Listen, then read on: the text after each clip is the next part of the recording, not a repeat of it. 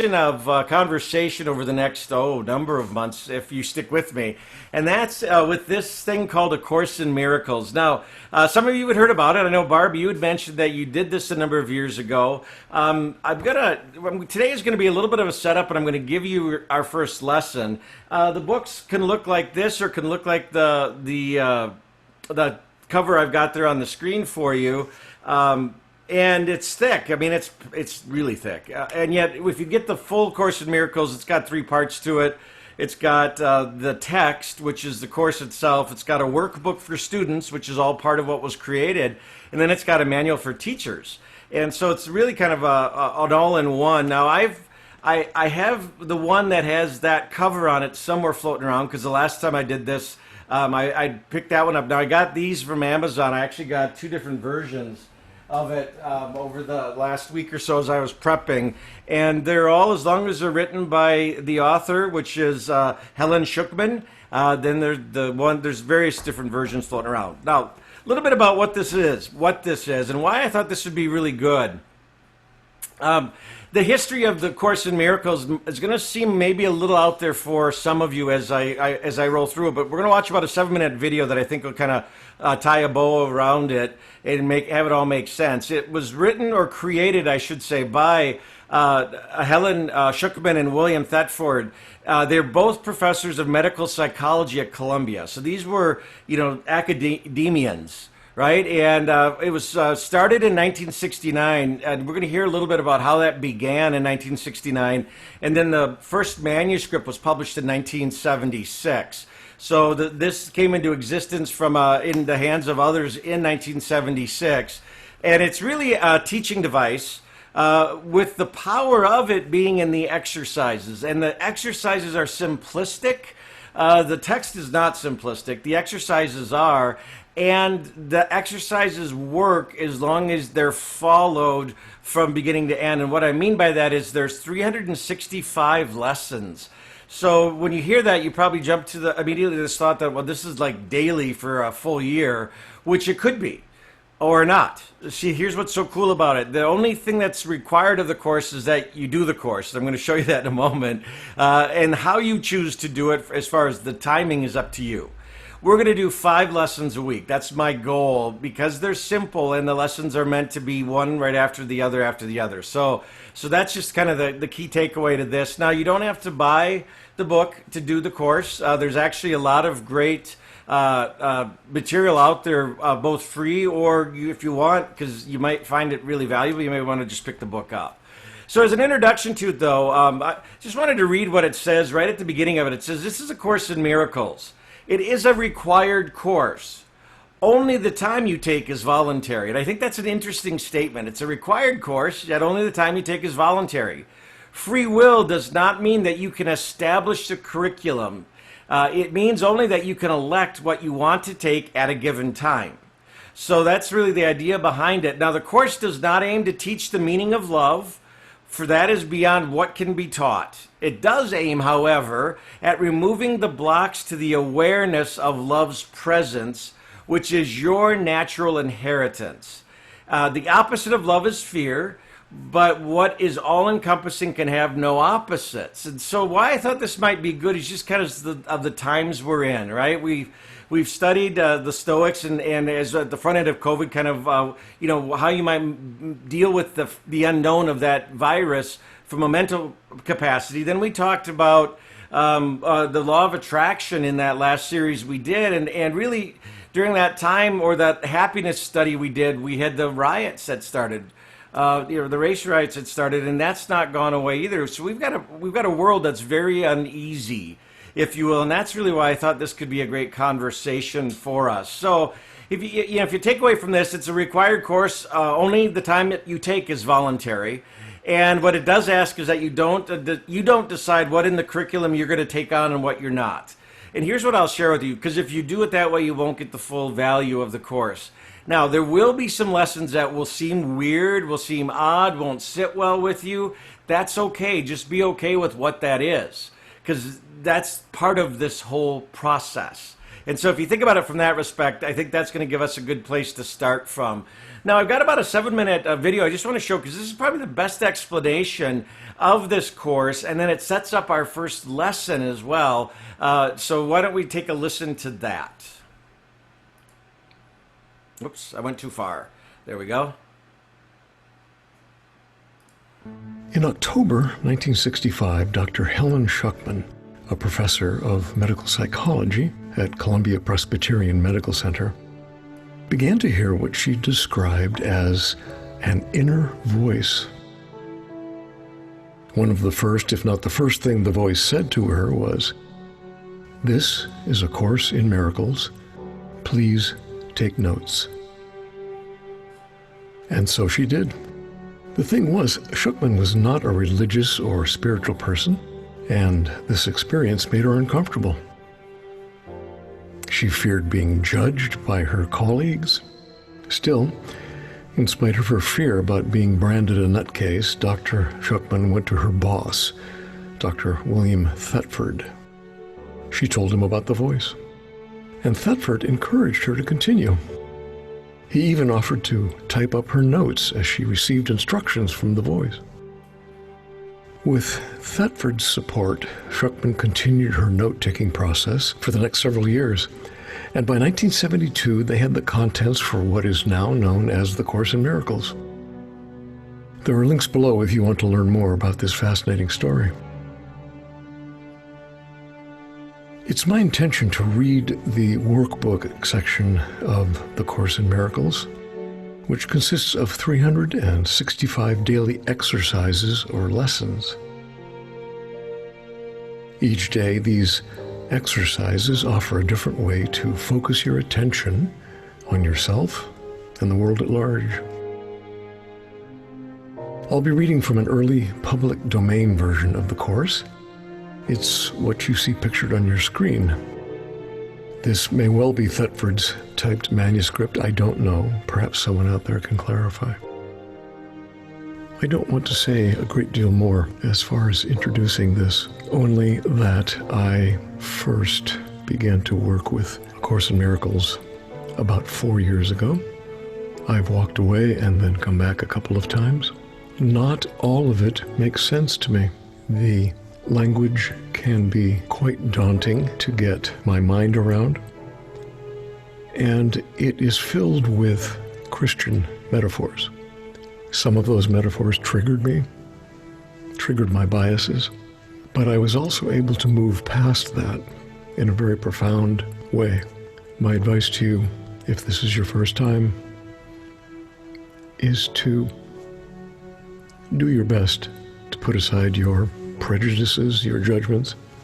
If some of the lessons don't resonate with you, that's okay.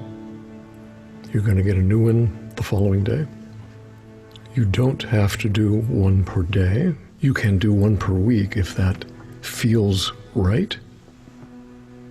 And don't expect to get it all the first time through. So, let's start with the introduction. Everything you hear going forward is from the voice that Helen Schuckman accessed over 50 years ago.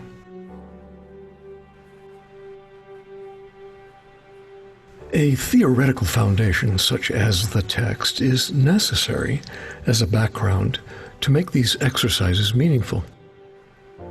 Yet, it is the exercises which will make the goal possible.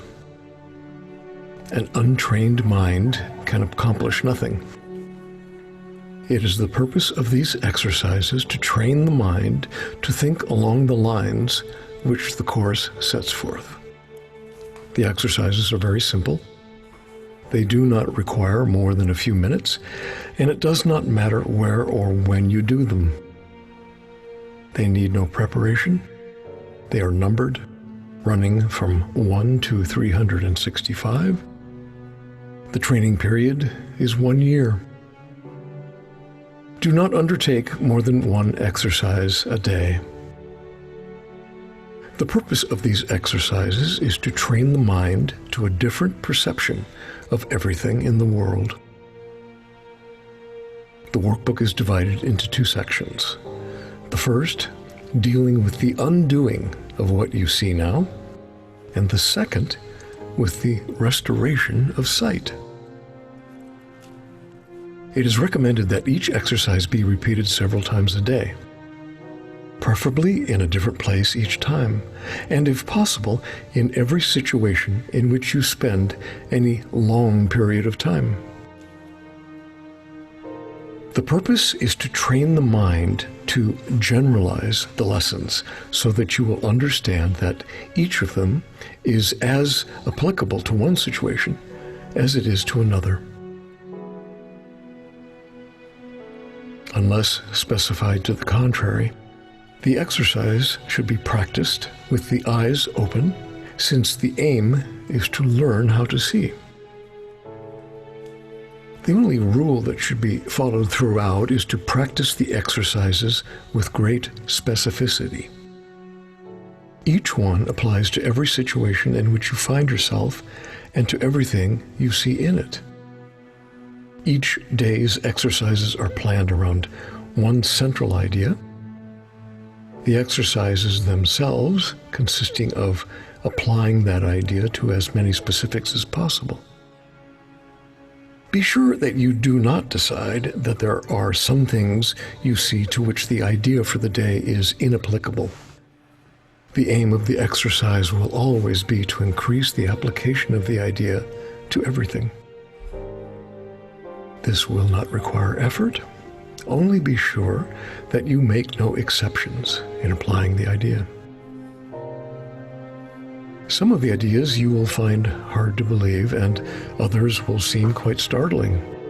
It does not matter. You are merely asked to apply them to what you see. You are not asked to judge them, nor even to believe them. You are asked only to use them. It is their use which will give them meaning to you and show you they are true. Remember only this: you need not believe them, you need not accept them, and you need not welcome them. Some of them you may actively resist. None of this will matter, nor decrease their efficacy. But allow yourself to make no exceptions in applying the ideas the exercises contain. Whatever your reactions to the ideas may be, use them. Nothing more than this is required.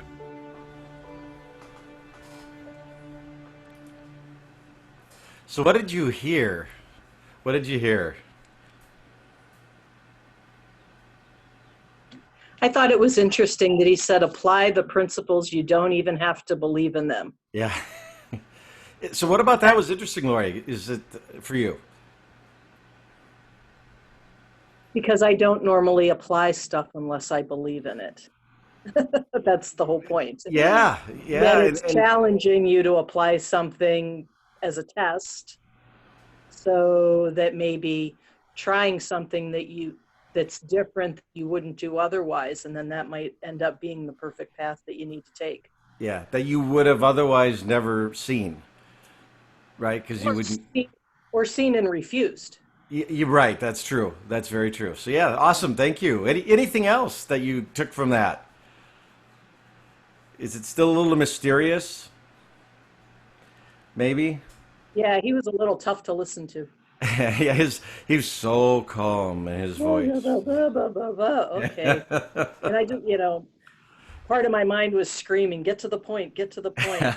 Isn't that funny though? And that's part of all of this is we're going to start really paying attention to how we are, whether right, wrong, or otherwise, just is. And so that's the piece of this. So I love that you're already sensing that.